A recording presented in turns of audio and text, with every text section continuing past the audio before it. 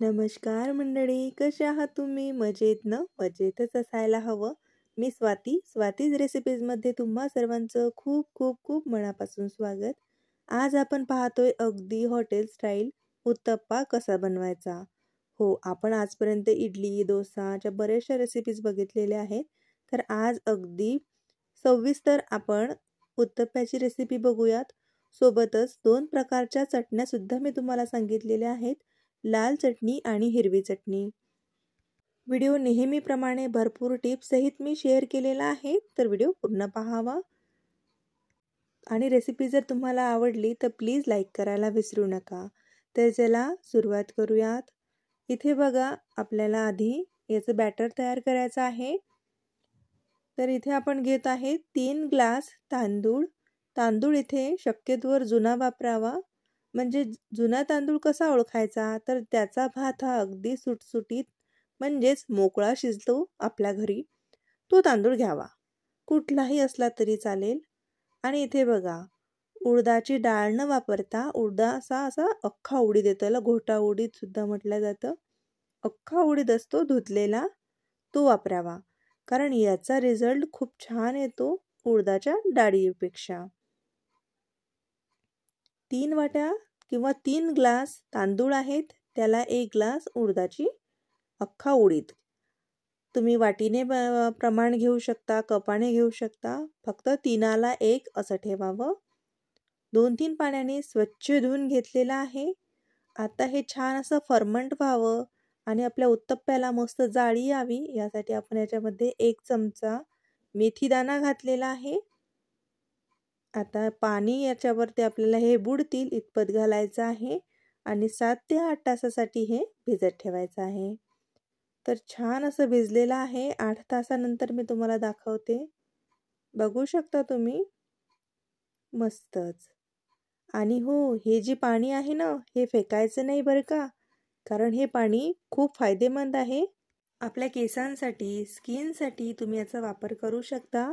कारण हे उडदाची डाळ, तांदूळ आणि मेथीदाणा यांनी असं छान याचे सगळं सत्व या पाण्यामध्ये आलेलं आहे. तर हे पाणी फेकायचं नाही. तुम्ही याने केस धुवू शकता, फेस पॅक भिजवून लावू शकता किंवा हे पाणी एखाद्या स्प्रे बॉटलमध्ये ठेवून ते चेहऱ्यावरती स्प्रेप्रमाणे असं मारू शकता. फ्रीजमध्ये ठेवायचं, म्हणजे काय होते, ते जास्त त्याचा वास वगैरे येणार नाही. इकडे बघा, आपण उत्तप्प्यासाठी 1 वाटी पोहा भिजत घातलेला आहे. हे ज्यावेळेस आपण बॅटर काढतो मिक्सरमधनं, त्यावेळेस पोहा भिजत ठेवायचा, कारण जेमतेम 2 मिनटं लागतात पोहा भिजायला. आता इकडे बघा, थोडं थोडं पाणी घालून आपण हे बॅटर मिक्सरला वाटून घेऊयात. नाही जास्त स्मूथ, नाही जास्त रवाळदार असं उत्तप्प्याचं बॅटर हवं. डोशासाठी जेवढं स्मूथ करतो तेवढं नाही, आणि इडलीसाठी थोडंसं रवाळदार ठेवतो तसंही नाही करायचं. थोडंसं मीडियममध्ये ठेवायचं. म्हणजे कसं, तर डोस्याला ना आपण अगदी स्मूथ बॅटर बनवतो, हो की नाही, आणि इडलीला थोडंसं रवाळदार ठेवतो.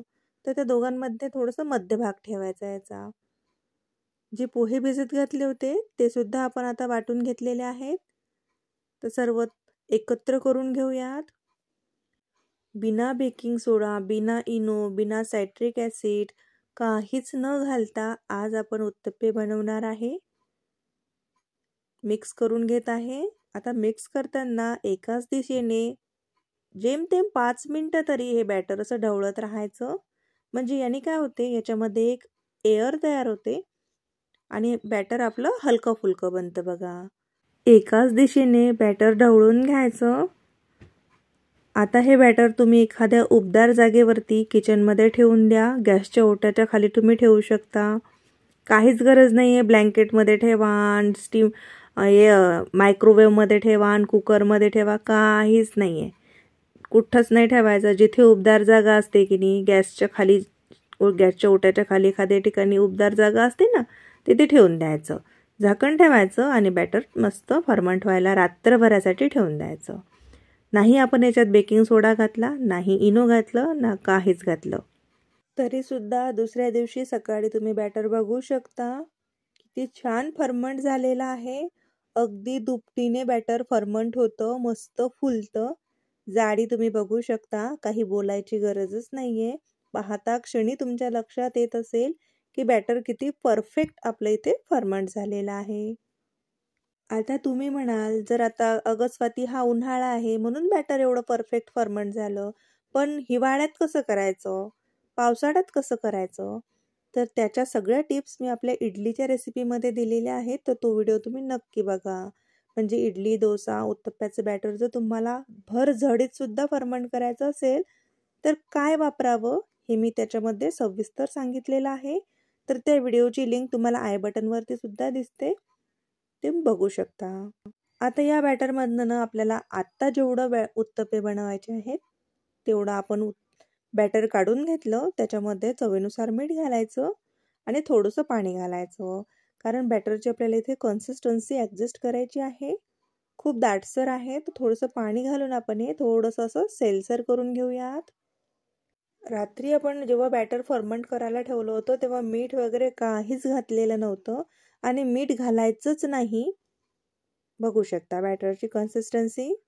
तर चला, बॅटर तयार आहे, पण पटापट चटण्या बनवून घेऊयात. तर कढईमध्ये एक मोठा चमचा तेल गरम केलं, त्यामध्ये जिरं घातलंय. 2 मोठे कांदे मी असे रफली चॉप करून घेतले होते, ते घालून घेऊयात. कांदा थोडासा अरत परत करून घेऊयात. 5 ते 6 लसणाच्या पाकळ्या घालू शकता. 2 टमाटर आपण याच्यामध्ये चिरून घातलेले आहेत. मिक्स करून झालं की आता याच्यावरती हळद घालायची, लाल तिखट बघा इथे चवीनुसार घालावं. मी 2 चमचे घातले लाल तिखट. थोडीशी आंबट गोड मस्त अशी चटणी बनवून तयार होते बघा ही. चवीनुसार मीठ घालून घेतलं. 1 चमचा भरून आपण इथे धन्याची पावडर आणि अर्धा चमचा भाजलेल्या जिऱ्याची पावडर घातली. चिंच आणि गूळ या चटणीमध्ये जरूर घाला. खूप मस्त अशी चटणी बनवून तयार होते. आता छान कांदा, टमाटर सर्व जिन्नस थोडंसं सॉफ्ट होईपर्यंत शिजून घेऊयात. 2 मिनटं लागतात बघा.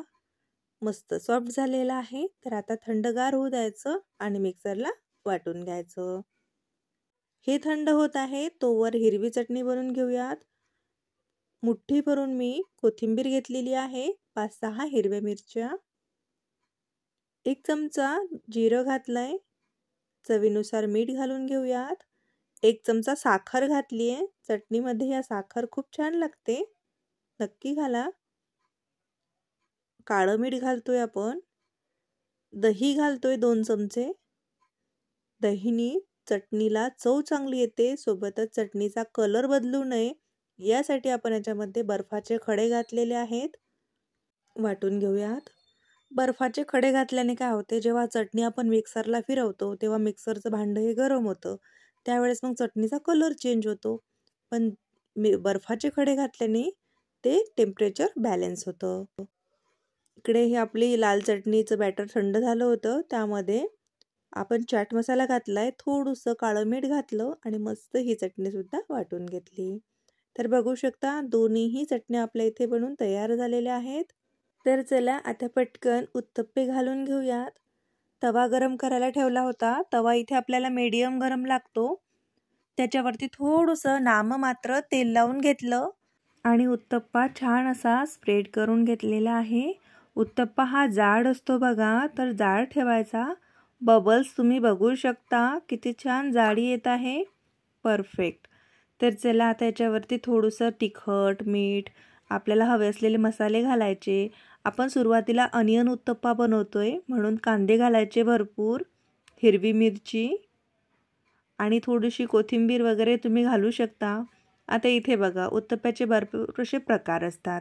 मिक्स व्हेज उत्तप्पा येतो, स्पेशल अनियन उत्तप्पा येतो, टोमॅटो उत्तप्पा येतो. तर तुम्ही वेगवेगळ्या प्रकारच्या याच्यावरती स्टफिंग करू शकता. झाकण ठेवायचं म्हणजे वरची जी बाजू असते ती छान वाफली जाते, कारण उत्तप्पा हा एकाच बाजूनी भाजला जात असतो, तो पलटून भाजत नसतात. म्हणून झाकण ठेवून भाजायचा. 1-2 मिनटं भाजू शकता. गॅसची फ्लेम लो टू मिडियम ठेवायची. बघू शकता मस्तच खालची बाजूसुद्धा छान अशी भाजल्या गेलेली आहे. वरतून जाडी तुम्ही बघू शकता, परफेक्ट. तर चला आता आपण टोमॅटो उत्तप्पा बनवून घेऊयात. तर सारख्याच पद्धतीने बॅटर घालून घ्यायचं, जाडसर स्प्रेड करायचं. आता इथे बघा उत्तप्पा तुम्ही लहान मोठा तुम्हाला हवे असलेल्या आकारामध्ये बनवू शकता. हे जे बॅटर जेव्हा ओलं असतं ना त्यावेळेसच याच्यावरती स्टफिंग करायचं, म्हणजे कांदा, टमाटर, तुम्हाला काय सिमला मिरची वगैरे घालायची असली ते सुद्धा तुम्ही घालू शकता. आता याला जर तुम्हाला आणखी काहीतरी तुमची क्रिएटिव्हिटी करायचं असेल तुम्ही याच्यावरती पनीर स्प्रेड करू शकता, चीज स्प्रेड करू शकता, कारण मुलांना खूप आवडतं ते. तुमच्या सोयीनुसार तुम्ही करू शकता.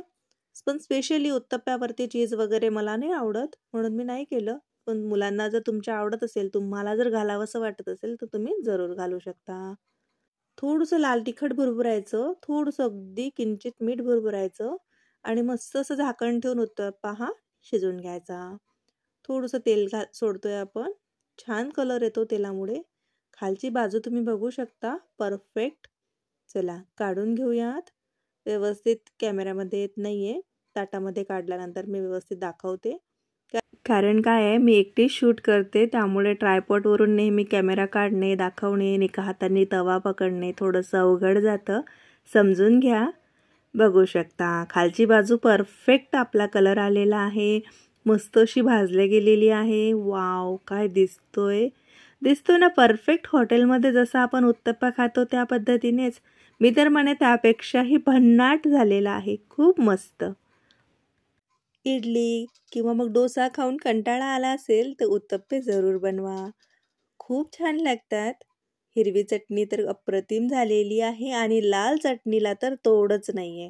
हो, ही लाल चटणी तुम्ही एकदा नक्की बनवा, एवढी खायला सुरेख लागते की तुम्ही इडली डोसा कुठलाही नाश्ता असो ही लाल चटणी जरूर बनवाल याची मला खात्री आहे. उत्तप्प्याची जाडी तुम्ही बघू शकता, थिकनेस बघू शकता, जाडी किती छान आलेली आहे, जाळीदार उत्तप्पा बनलाय, मस्तच. तर आशा करते की उत्तप्प्यामध्ये येणाऱ्या सर्वच अडचणी मी इथे तुम्हाला क्लिअर करू शकली आहे. तरीसुद्धा काही अडचणी असेल तर तुम्ही नक्की विचारू शकता.